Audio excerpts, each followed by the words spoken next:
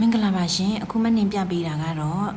တန်ကျိုးလိုင်းကိုမှအသေးလော့ကလေးပါတယ်တမတ်သားဆွဲကျိုးလေးဖြစ်ပါတယ်ရှင်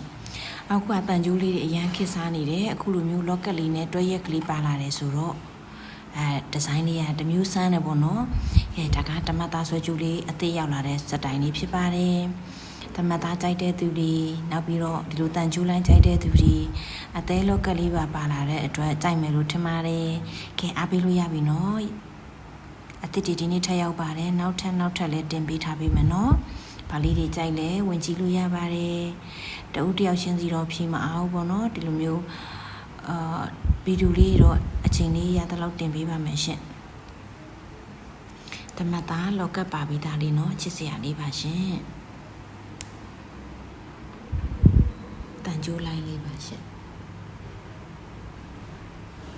ကြိုက်တယ်ဆိုရင်အပေးလို့ရပါတယ်နောက်ထပ်ဗီဒီယိုလေးဝင်ကြည့်သွားပါအောင်ရှင်